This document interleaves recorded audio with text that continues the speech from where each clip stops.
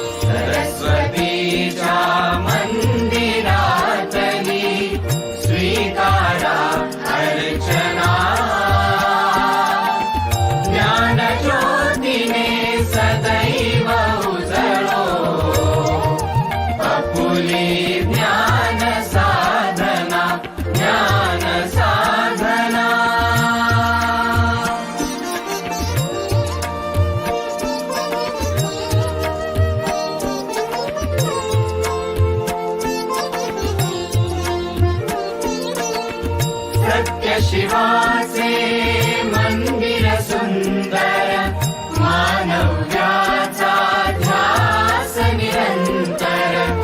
सत्य शिवाचे मंदिर सुंदर, मानव्याचा ध्यास निरंतर. गुरु शिष्याच्या नात्यामधली व्रतस्थ मन साधना. सदैव उजळो आपुली ज्ञान साधना, ज्ञान साधना.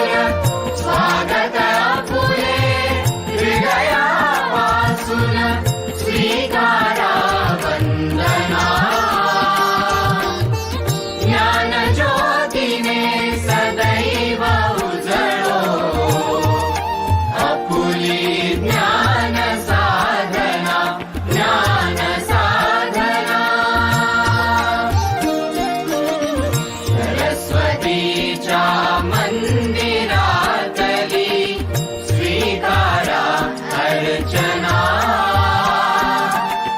ज्ञानज्योतीने सदैव उजळो आपुली ज्ञानसाधना ज्ञानसाधना.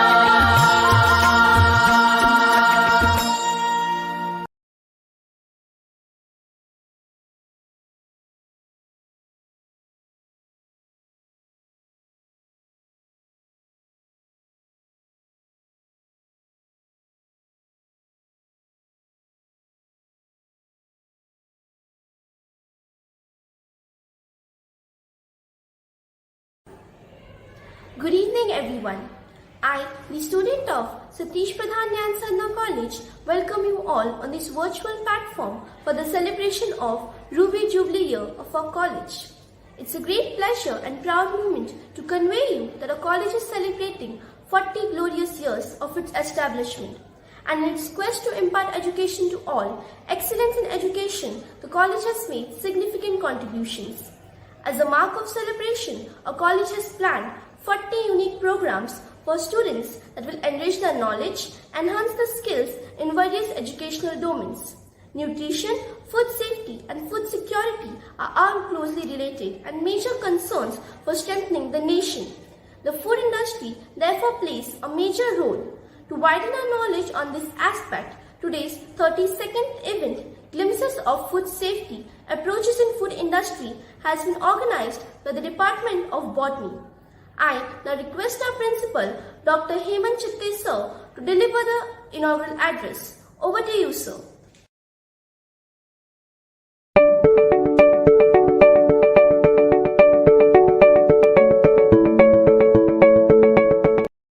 A very good afternoon to all of you. A warm welcome to our President, Sri Satish Pradhan, members of management, teacher, guest speaker of the day.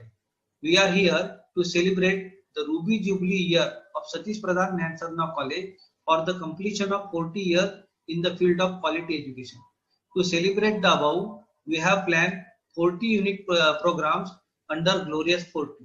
Today's event, the 32nd of this series, is an invited talk on glimpses of food safety approaches in food industry by Dr. Shilpa Verekar, Head, Central Quality Assurance Laboratory of Parle Agro Private Limited. Year 2021 was the pandemic and it has taught us a lesson as to how important food safety is for our survival. Food being a source of nutrition and growth, it is of prime importance to eat a healthy and well-cooked food. Unsafe and unprotected food can serve as a source of contamination and lead to foodborne illnesses. With our current lifestyle, fast food and packaged food form an integral part of food choice. Therefore, safety of this food is also of prime importance. Our today's guest speaker will give us an insight on various approaches of food industries towards safety of packaged food. I appreciate the effort of Botany Department in organizing such a talk. I congratulate Glorious 40 technical team for their excellent work to make this webinar successful. I am thankful to our management for providing us this digital platform to interact with students, society and teaching community. I wish you all a great future and happy listening. Thank you.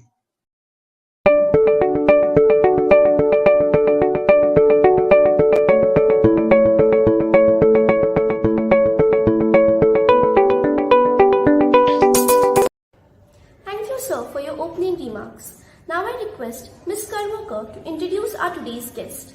Over to you, Ms. Karmokar.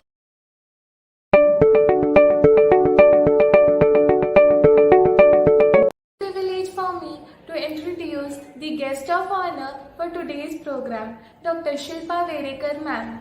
Ma'am has achieved her doctoral degree in microbiology from Jivaji University, India, and has a profound professional experience as an industrial microbiologist for more than 20 years.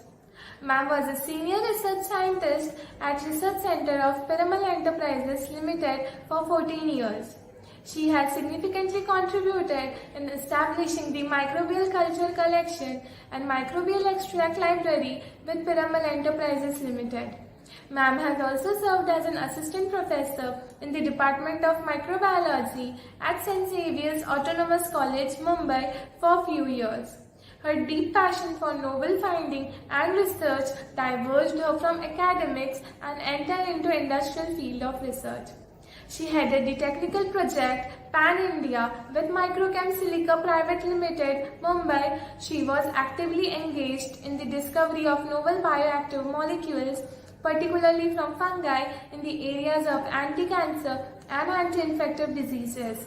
She has 32 publications in reputed journals, 8 book chapters, and 1 patent to her credit. Ma'am has been honored with Women Scientist Award at International Conference on Mycology and Plant Pathology Biotechnological Approaches at Banaras Hindu University in 2012. She has been invited as a resource person at various national and international conferences and seminars across India. Currently, Ma'am is the head of Central Quality Assurance Laboratory of Parla Agro Private Limited at Mumbai. We are very fortunate to have such a dynamic personality with us today. With such a brief introduction, I welcome you, ma'am, and request you to enlighten us with your talk. Now this virtual platform is all yours. Over to you, ma'am.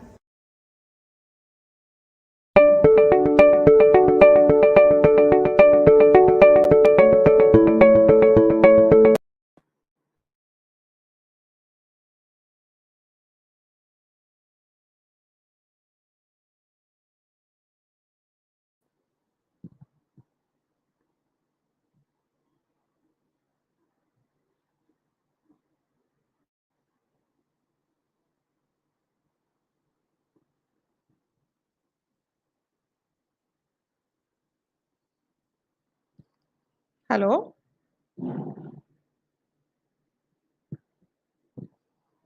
Yeah, can you please share the PPT?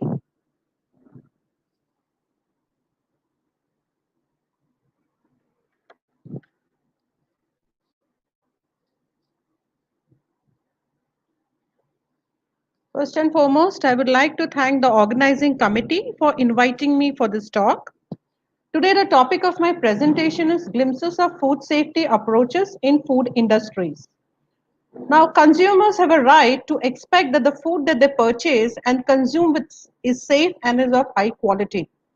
Government plays a very important part in ensuring food safety and quality, but the ultimate responsibility for investing the physical and managerial resources that are necessary for implementing appropriate controls lies with the food industry. The industry that continuously oversees the manufacturing and the processing of food from raw ingredients to finished goods day in and day out. The food industry encompasses all those who are involved in growing, processing, manufacturing, or distributing food from farms to retail shop. Now, what is the food industry's view of food control? There are three very important things. First is the safety, second is the nutrition, and third is the quality. The food that goes to the consumer is safe. The food has maintained its nutritional levels, and third, the quality is maintained. That we'll be talking in our this session. Now, the food safety, there are multiple food safety approaches, but I'm just going to cover an overview looking at the student population out here. Because if you enter into a food industry, it is quite in depth, the food safety aspects. The next slide, please. The food industry Indian scenario. The farm to kitchen chain is going to change in India like elsewhere with increased agricultural production, better storage facility, more food processing and changing consumer food preferences. What India was 10 years or 15 years before in food industry, it was mostly about the maka, dal chawal or the roti type. But now if you look at the food industry in India, it is more about a packaged food. Yeah, if you go to the malls or even you can order online. So how does this food industries maintain their safety aspect? This we will be covering in this today's talk. In the term of market size, the Indian food market was worth $193 billion in 2016 and is expected to cross $540 billion in 2020. That was an estimate. The sector has been growing at the rate of 12% annually. There is a silent revolution ongoing in India. There is an expanding middle class, and below there is a growing aspirational class which is building up reasonable purchasing power. Just enter in any of the malls and look at the food section. You will see there are multiple products which have come into the market. Maybe it may be in the frozen sector, it can be in the regular raw material sector, or in any other sector. It is full loaded. Next. Food safety. Food safety is of utmost importance for enterprising operating in the food processing industry. Why? Because it is the consumer's awareness, consumer's health. Consumer's health will be at risk if the food that he is consuming is not safe. Safety of food can have a direct impact on the health of the consumer. Food safety depends on many factors like preparing, handling, storing. Just imagine about a baby food.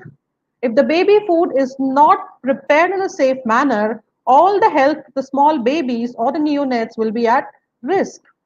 The food safe industries should comply with the food safety regulations. Every country has a food safety regulator, and every country has to abide by the food safety regulation laws. Any compromise on food safety levels lead to various foodborne diseases and damage to brand reputations. Companies can enter into litigations. The recent pandemic has also increased focus on the safety and the hygiene of the food products. So food businesses must prevent food from contaminating and ensuring safety till delivered to the end user. The next. In this picture, we're going to talk about food safety. What are the different hazards to the foods? It can be physical hazard, it can be a chemical hazard, it can be a biological hazard. What do we mean by a physical hazard? It can be a piece of stone, it can be a glass piece, it can be a metal piece, it can be a plastic piece, which is going to which is going to harm the consumer. Just imagine you are having, you can say, maybe a ready to eat food like a sandwich or something, and you tend to get a glass piece within it. What are you going to do with it? Yeah. What the first thing the person will do? Okay, he'll take a click a photograph, send it across. See, I have got a glass piece. I have got, so the brand image gets affected. So the companies has to look into it that there is no physical hazard should be there in the food. What about the chemical hazards? Chemical hazards can be like heavy metals, certain chemical residues, it can be certain toxins, and multiples. Biological hazards. Biological hazard which is not visible. It can be a microorganism sitting into the food and which can affect the consumer who is eating the foods. Next slide. Which is the regulatory body in the India which controls everything? So we should be aware of which is the regulatory body. If you look at any food packet which is available in the market, you'll see that it is written as FSSAI. So FSSAI is the regulatory body which governs all the fruit products in India. One has to abide by the rules of FSSAI. FSSAI is Food Safety and Standard Authority of India. FSSAI implements and enforces food regulation as prescribed in the Food Safety and Standard Act 2006. If one needs to look into what FSSAI is all about, just go to www.fssai.gov.in. Next slide. FSSAI, or Food Safety and Standard Authority of India, is an autonomous body under the Ministry of Health and Family Welfare of Indian government, which is headquartered in Delhi. What are its main functions? Its functions are to framing of regulations, to lay down food safety standards for India, laying down guidelines for accreditations of laboratories for food testing. All food companies have to get their food products tested in the NABL accredited laboratories twice a year, providing scientific advice and technical support to the central government, collecting and collating data regarding food consumption, contamination, emerging risks, disseminating information and promoting awareness about food safety and nutrition in India. For example, in the current COVID scenario, FSSAI had written so much data. It has really done a big survey how to take the food, how to use the food. So all this data was available in FSSI for common public. For example, there was a case where people were talking about plastic eggs.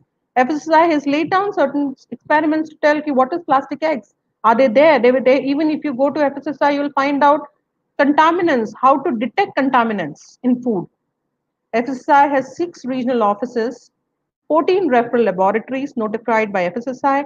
There are 72 state laboratories located across India and 112 accredited private laboratories. Looking at the student in this whole talk, in this presentations, I would like to tell you, if you go to the FSSI regularly takes students, for food safety officers, food analysts, you need to have a biology degree or a chemical degree with you, maybe a BSc chemistry or BSc microbiology. So there are always employment opportunities which are available on FSSI, which you can really Google out, you just browse through it and you can apply over there. Next slide. Some application aspect. Now I'm going to tell you what are the different ways or approaches which food industries are looking into or doing it first before the product launch and during the process when they are manufacturing. See, any product that you see in the market, some study has already been taken place, taking in consideration the safety aspect, whether when the consumer eats it, it is safe or not, and then only the product comes to a market. It can be, you can see your ready to eat, your like those oats, mueslis, ready to eat beverages, drink beverages, anything. So all safety aspects are taken into consideration regarding like how the product should be stored, how it should be transported, how it should be cooked. All things are taken care by the food industry. Next. A first very important aspect is the environmental monitoring program that is called as the EMP. Any food product, food or a beverage product, the manufacturing facility should be free of any pathogen. It should be free of any microorganism as well as any chemicals should not be there which gets passed on into the food. So environmental monitoring program is the monitoring of the production area and its surrounding area to ensure that the production environment is not contaminated by pathogen and spoilage organism, thus a measure to ensure product quality and safety. Please remember, quality comes second, safety comes first in food because the consumer's health is at risk. It is an effective method of quality control, and EMP is widely used in food companies. Every day they do their environmental monitoring programs. They check how much load of microorganism is getting built up in the production facilities. It's a tool to identify the high risk area of microbial contamination because microorganisms, people are the carriers, instruments are the carriers. So microorganisms can move within the production facility and finally enter into the food. Once they enter into the food, when the food is consumed by the people, healthy people, he may become sick. Or even to determine the effectiveness of disinfection control. In production facilities, disinfectants are used, but whether the disinfectant with the food processing industry is using is effective or not is also established through environmental monitoring program. EMP is done by swabbing. Next.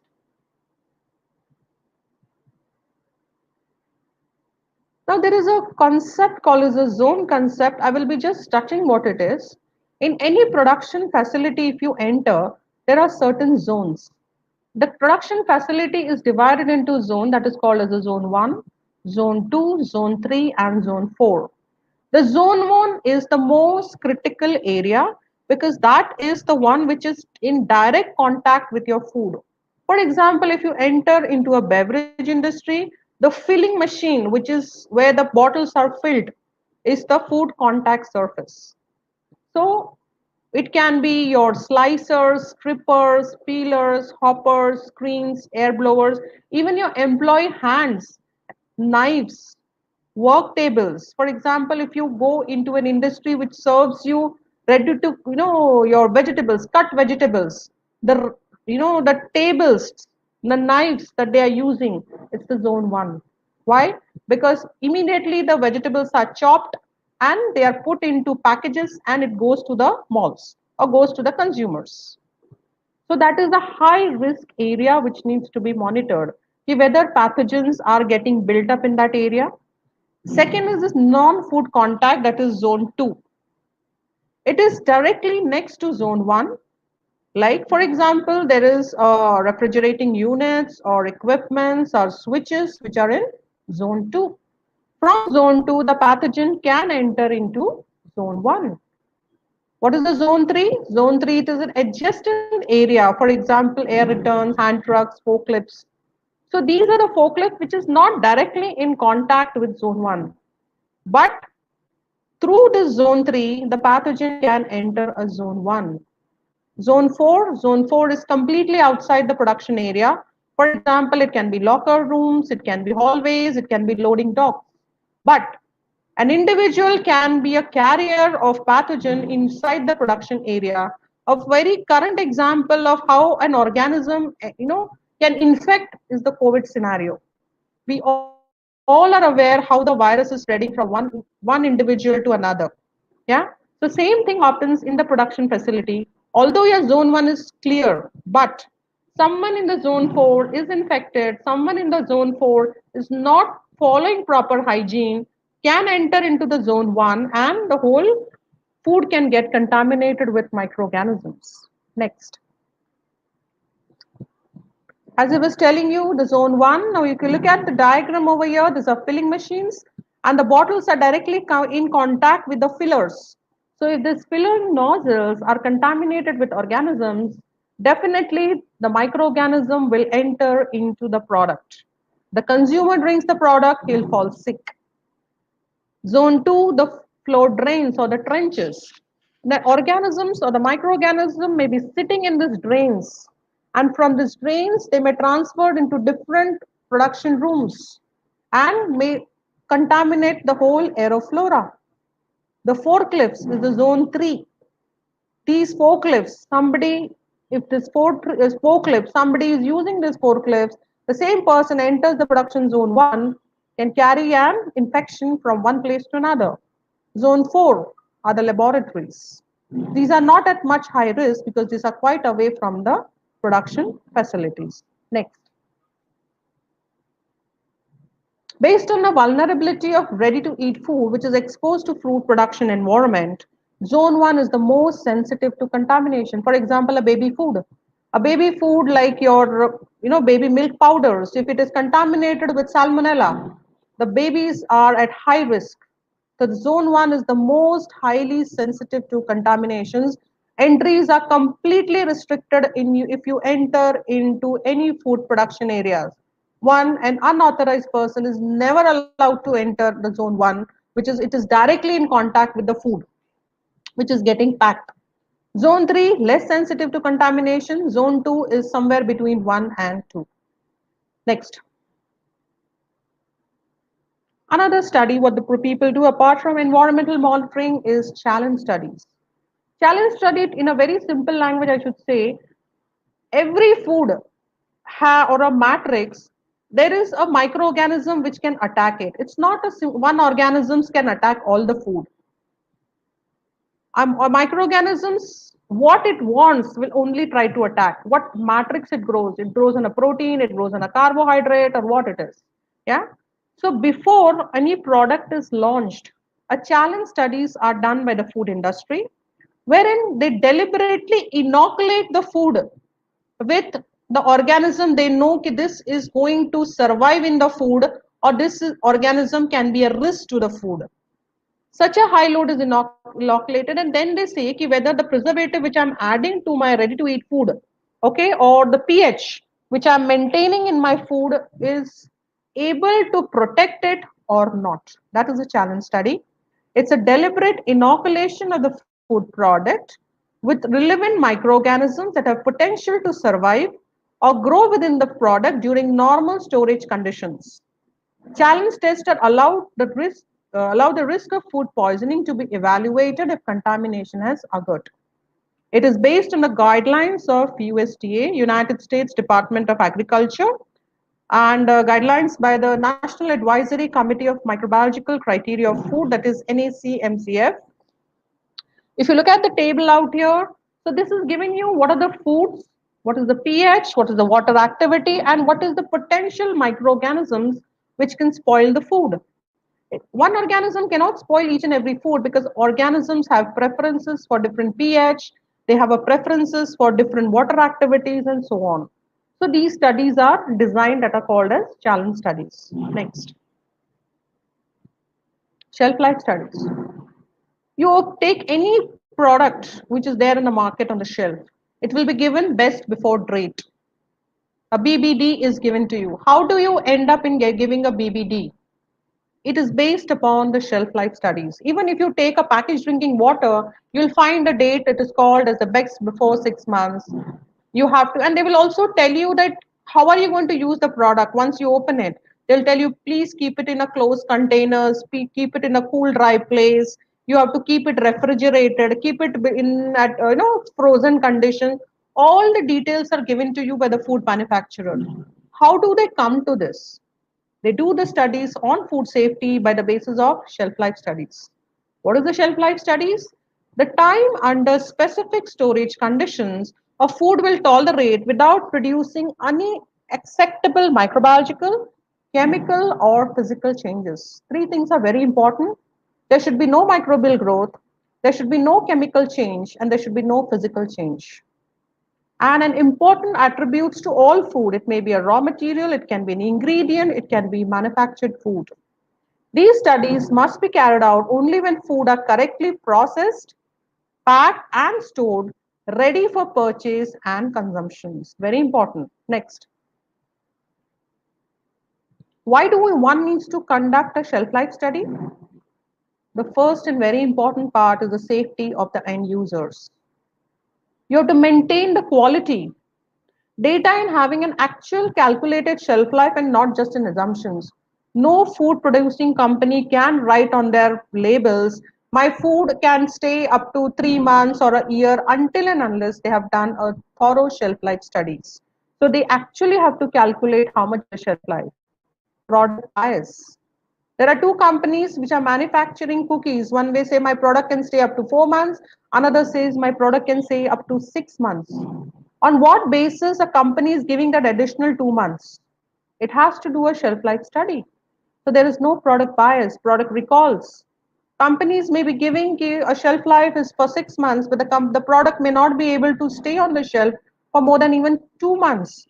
Consumers are taking it and they are saying, no, the product has lost its quality. For example, you're buying biscuits and suddenly you realize that biscuit has become soggy, or whatever the nuts it has been put in the biscuits has become, they give you a bitter taste. Why? It can lead to product recalls from the market, brand image. Big companies, the brand image is important, as I already mentioned to you. Nowadays, because of the social networking and all that, it's so easy. Something happened in one part of the world, you're immediately within few seconds, you're aware what is happening in other part of the world. To avoid expensive litigations, anybody can sue a particular company because they say, if I eat your food, I got sick. My children got sick. I lost my child because my child, a baby food, somebody consumed the baby food and the child was admitted to one of the ICUs. Why? Because there was a severe infection, intestinal infection. So that can be a reason. Next. When to conduct a shelf life study? Companies, when do they have to conduct a study? Do they have to do it every time? No. If they are coming up with a new product, it is mandatory you to have a shelf life study. Old product with new ingredients, because ingredients can behave differently under different conditions. Product with new packaging. Packaging plays a very important role in keeping your product intact. So one need to do a shelf life study.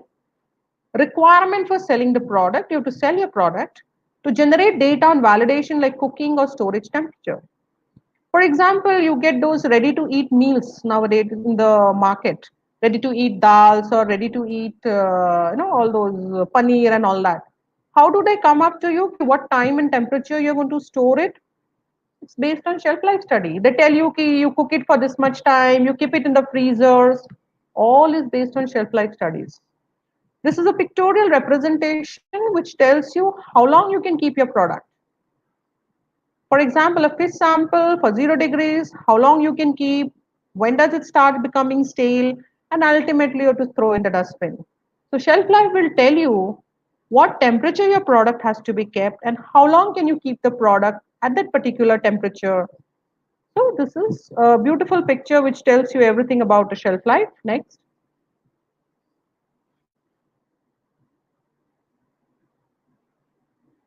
Next slide. What are the previous one? What are the different ways to determine a shelf life? The first and very important is the sensory. See, whenever you buy any product from the market, the first thing is the color, the odor, the taste, the texture. I give you a biscuit packet, I intentionally make it little soft. You'll say the product is not okay. Why? Because your senses told you this is not the biscuit which I eat. So it is the unacceptable to the consumer. Shelf life is gone. Accelerated, we will be discussing what they are. We just have to increase the time temperature combinations.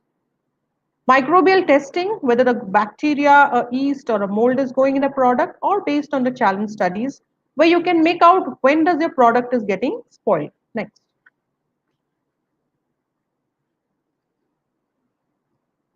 Factors that can influence shelf life. There are products which are highly perishable with a very short shelf life. For example, meat, which has a very short shelf life. You can't store meat for a very long period of time until and unless it is frozen. Semi-perishable food with short to medium shelf life, for example, eggs. Highly stable foods with medium to long shelf life. For example, if you're preparing, something which has a long shelf life. For example, maybe a biscuit packet, you can say, or maybe which can stay for 4 months, yeah, 3 months that way. Or some chips packet, maybe keep it for 3 months that way. Compositional factors, water activity. How much water is there in your product? What is the pH? What is the pH of your product? What is the acidity of your product? The natural microflora and surviving microbial.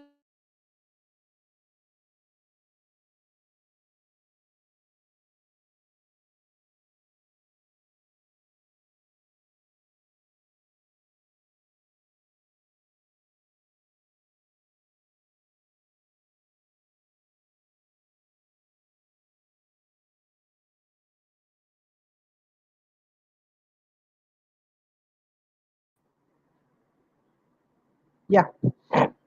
Natural microflora and surviving microbial counts. For example, your milk flora. Milk. The milk already has a natural flora. So one needs to be very careful. How are you going to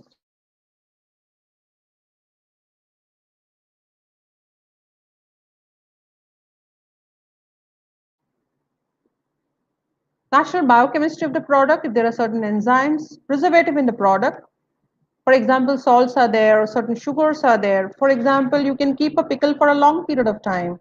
So that way, accordingly, these are the factors which can affect the shelf life of your product. Next.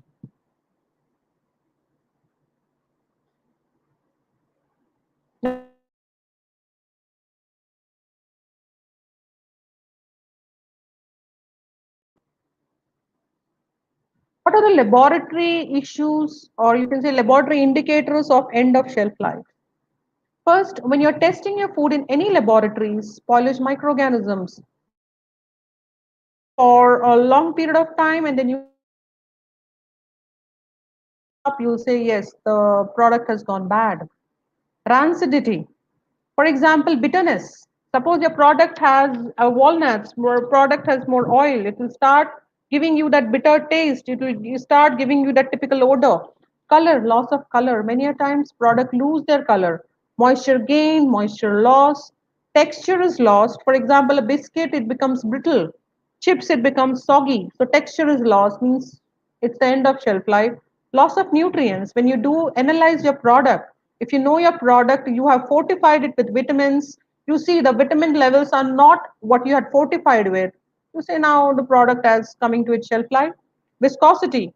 Viscosity is either gained or it is lost. The pH. The pH value changes. It is a laboratory indicator that product has now it has to be removed. Means this is the time which I have to put on my label. This is the shelf life of my product. Next. Chemical or physical factors affecting shelf life. Chemical physical factors, rancidity of flavors may be developed in your product. For example, a chips, potato chips, you see the oil, you will get the typical smell of oil. Vitamin degradation below levels below nutrition labels. You will see any products, for example, you get your cornflakes, you have a nutrition label, they will say we have fortified it with vitamins. And then you see this oats or whatever, ready to eat. You see that vitamin degradation is happening. Then means the product has lost its shelf life. Color change. Products lose their colors, physical textures. These factors change over the time, the speed which depends on types of fats. What types of fats are present in your product?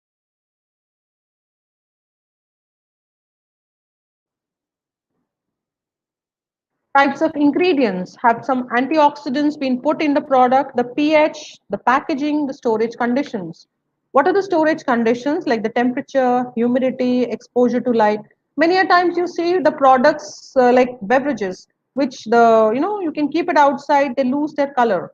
So same studies are done in shelf life where products are exposed to lights, UV lights, and they see in how much time is the color getting degraded. What is the humidity? The product are exposed to very high humidity. In how much time or that humidity conditions my product loses characteristics? Next. What are the different types of shelf lives which people study?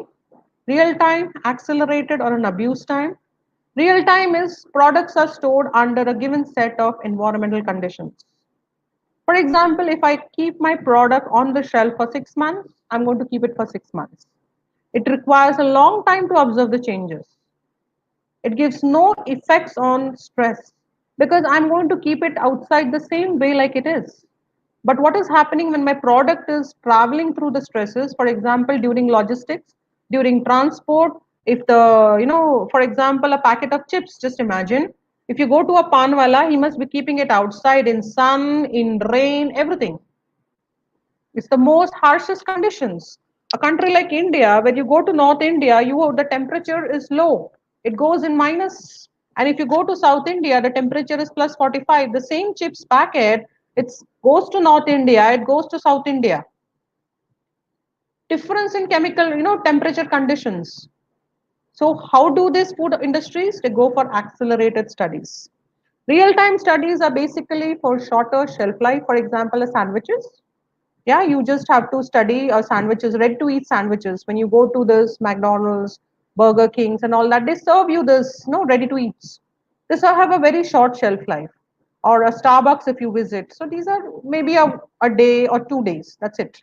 You can do a real-time shelf life. But something which is up for 6 months, companies don't have time to wait for 6 months because a lot of money is involved in that. How do they do it? They do an accelerated studies where products are stored under a range of environmental conditions, that is temperature and relative humidity. They abuse it. You can say they give a harsh temperature and a temperature humidity conditions and just see what happens to the product. Is my product able to sustain the temperature and the humidity? By increasing the storage temperature, the trial period is shortened and rate of deterioration is increased. Because chemical reactions happen. Somebody is studying in chemistry, students, you understand, at greater the temperature, the chemical reactions, they accelerate. So your proteins, everything, the protein, the fat, the deterioration will be much faster at a higher temperature than at a lower temperature. So such are called as the accelerated study. Abuse study. Products cycle through environmental variables. These tests use cycles of variables that are equal to or beyond that expected under actual conditions. For example, I can give you a beautiful example. You go to the malls, you have a chocolates which is sitting down on your shelf. In the mornings, malls keep their temperature very constant, AC is on. But if there is a small mall, it's say I cannot afford to have AC for a whole night. They switch off at 11 o'clock, again at morning 7 o'clock, they switch on the AC. What happens to the temperature? The temperature which was at 20 degrees, it shifts to 40, 45 degrees. Don't you think so? The product is getting abused every day from 20 degrees, 25 degrees to 45 degrees every day. That is such as called as abuse study. So such studies are also conducted by food industry where they do this cyclic studies. They abuse the product because they know such things are going to happen in the market. When they say my product gets sustained, then only such products are brought to the market. Next. What are the shelf life study designs? Study designs can be of a real time, it can be an accelerated.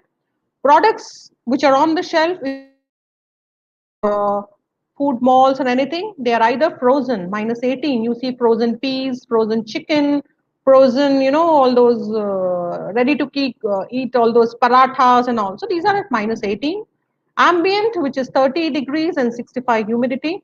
You have beverages sitting out there, you have bread sitting out there.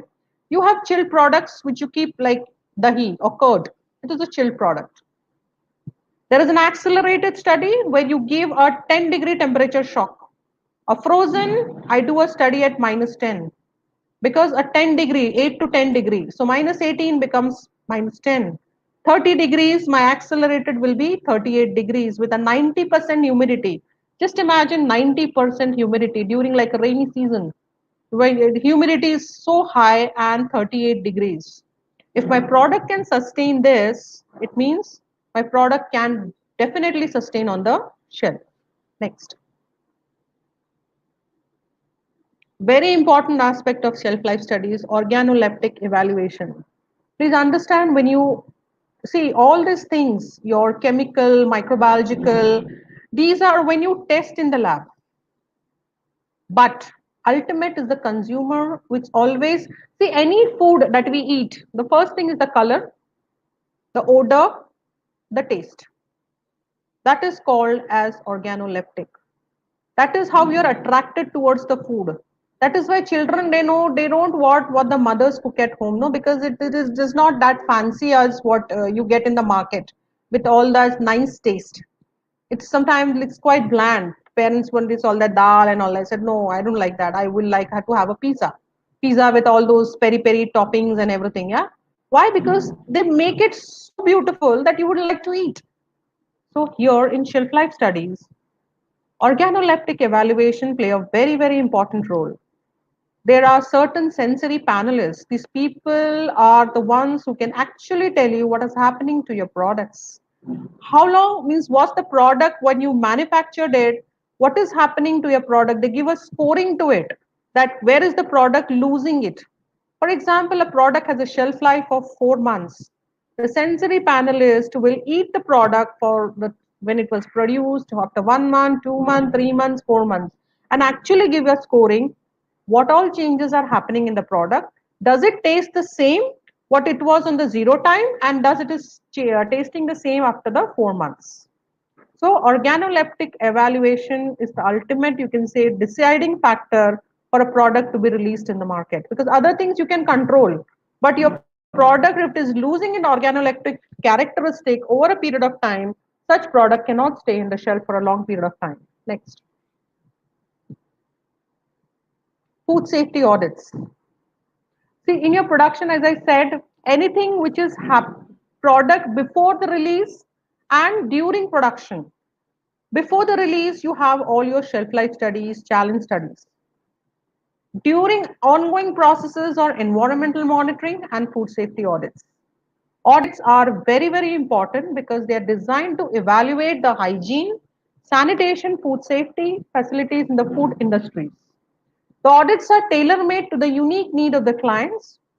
You cannot have an audit of a meat processing industry and a potato chips making industry or a beverage industry or a drinking water industry the same, because conditions are totally different. One is a wet environment, another is a dry environment. For example, in a meat processing, it is a wet environment, whereas a chips manufacturing will be a dry environment. You cannot have a similar type of audit. It provides a comprehensive inspection of a food processing facility to evaluate its compliance with established hygiene and food safety schemes and requirements, as well as organizational specific hygiene policies and practices. Food safety audits are mandatory for any food industries. Audits can be internal, audits can be external. Audits give you the true picture what is happening in an industry. Next.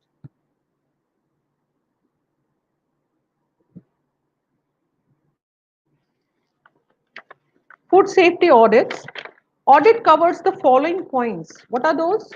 Audits, whenever an auditor visits a food safety organization, it will talk about the visual cleanliness, the cleaning procedures, are food safety practices in place, documentation related to food safety and hygiene, facility and maintenance. They will give you a non-conformance is if things are not in place. See, food safety accounting, there are many other things like hazards and everything, which I'm not covering over here. Looking at the students out here, for them, understanding will be a bit difficult, but food safety is quite in deep. And audit plays a very, very important and the critical role in food safeties. Yeah. Next. Now, before that, would like to conclude with my presentation, and I'll take you to the careers. I would like to say that, see, it's true that private organization recognize their success or whatever, like in terms of profitability, right? But it is also dependent upon the consumer satisfaction. They have to invest a lot for their brand names, because brand names are very important. But how do they have to protect their brand names? With this food safeties in place. I'll be talking more in careers in biological science, looking at the students out here. Next.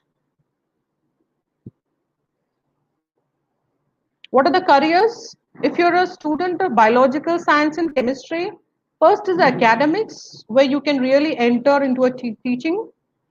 Production, manufacturing, if you're a chemist or a microbiologist or a biotechnologist, anyone or a biological science, you can enter into a production facility because a lot of manpower is required over there. You can be a line chemist, you can be a microbiologist. Quality assurance, where a lot of documentation is required. Yeah, if you have a flair for documentation. Analysis and testing, this happens, as I was saying, NABL accredited laboratories. Any food which is that you see on the shelf, all these productions companies has to give it to NABL accredited laboratories. So you can be a part of these testing laboratories. There are multiple testing laboratories. If you go to FSSAI and you check for the testing laboratories, there are hundreds of testing laboratories across India. You can be a part of that. You can enter into program management also, marketing if you're interested, medical writing, regulatory affairs, food regulatory affairs, pharma regulatory affairs. If you are interested in pharma part, you can go into clinical research. You can also enter into business development. Next. Next. I've just listed out some of the top FMCGs like Hershey's, Kraft Heinz, Amul, Britannia, Parle Agro, Godrej, Del Monte, Kerry, Nestle, Marico, then Emami. These are Colgate, ITC, Natural, Starburst. There, and the list is endless. I'm telling you, the list is endless, especially in food companies. New and new companies are coming up with new and new products in the market, and there is a huge requirement for students like you to join these companies. Yeah. Next. Questions?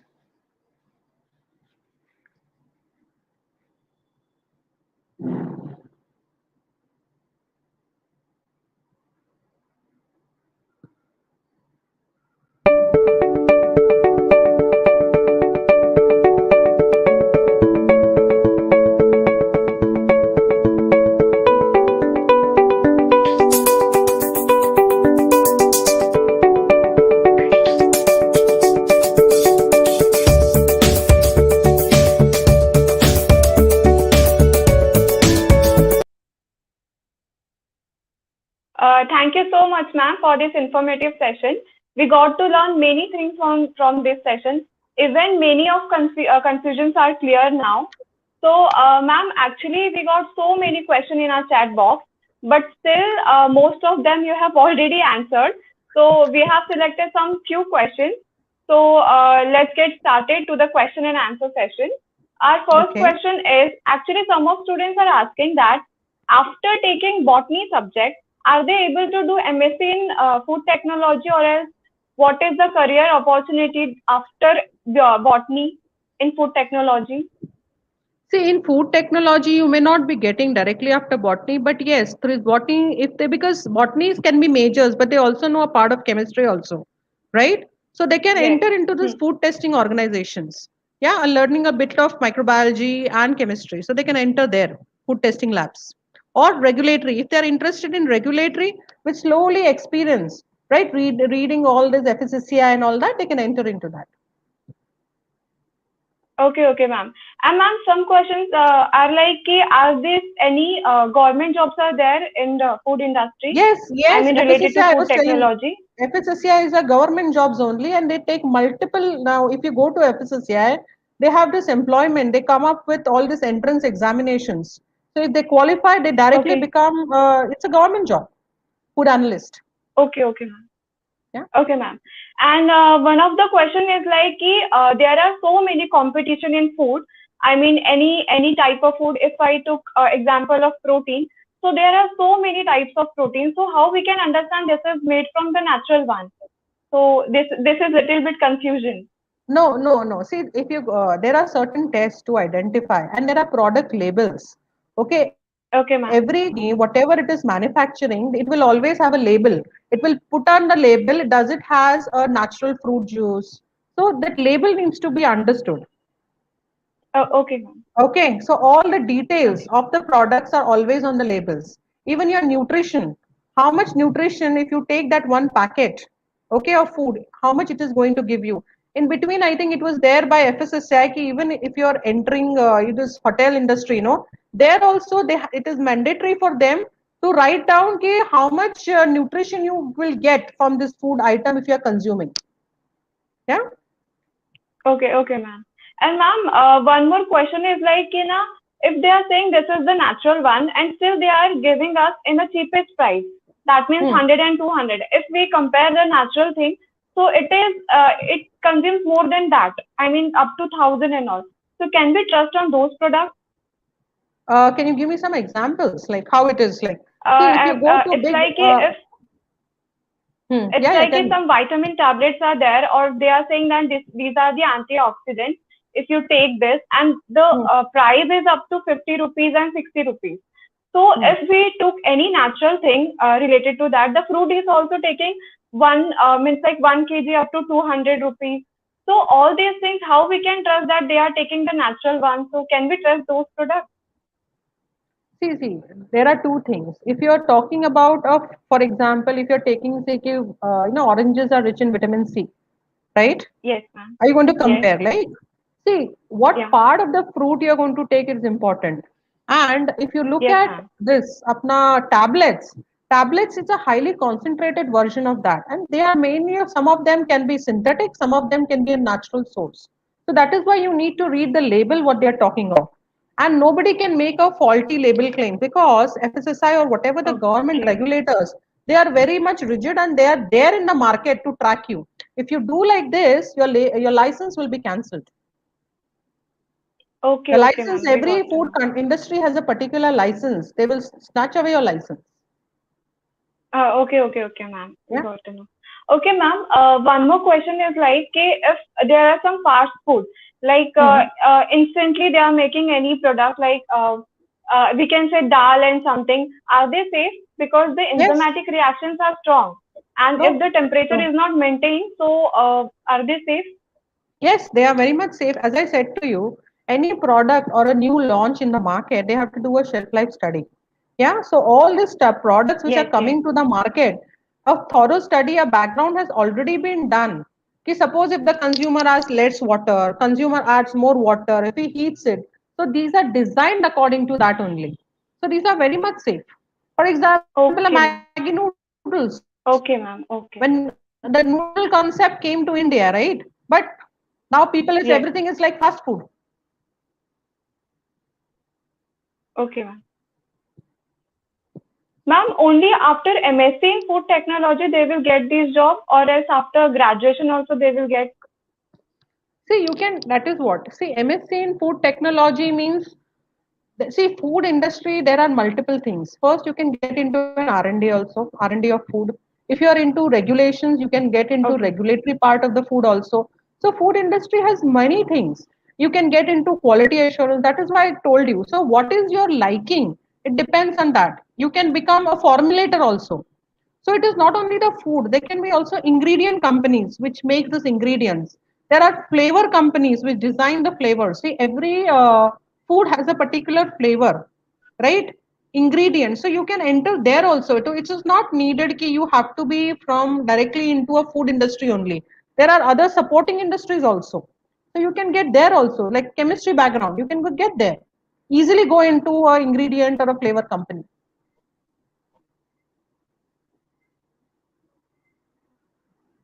Okay, ma'am.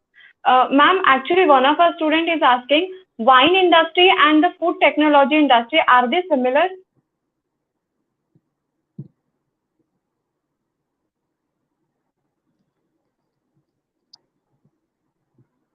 Hello?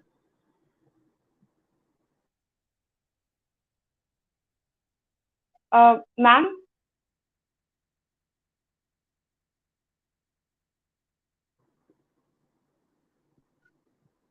Can you repeat, please? Ma'am, one of our student is asking, wine industry and food technology industry, are they similar? I mean, they correlate or something else, both are different. Means he is confused about wine industry and food industry, both. See, you have to see food industry means it's not only the solid food. Food industry means it will be of beverages Yeah. also. It can be alcoholic beverages, non-alcoholic beverages. Alcoholic beverages, you have wine, beer, okay. Non-alcoholic, your carbonated drinks that you are drinking, right? Pepsi, Coke. So it's actually food only, food and beverages, F&B that we call as.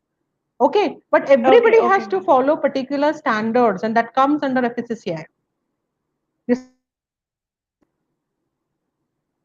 Okay, ma'am. yeah. Yeah. Yeah, ma'am, it's end of the questions. I guess I got more than 40-50 questions about that.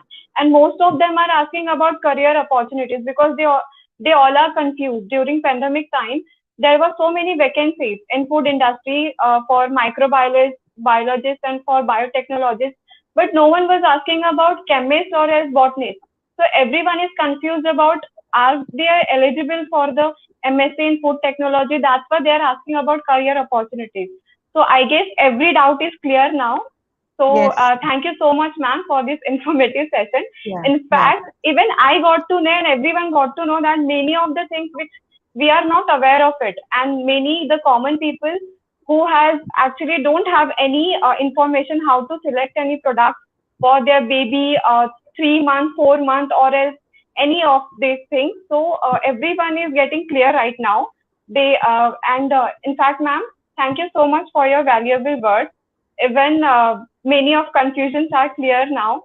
So thank you, ma'am. So before going to the next part, I would like to say that all participants, please, after ending the session, please fill the feedback form, and please just after that, you just fill this, and this is available in the chat box. So now I request Ms. Kohli to propose vote of thanks. Over to you, Ms. Kohli.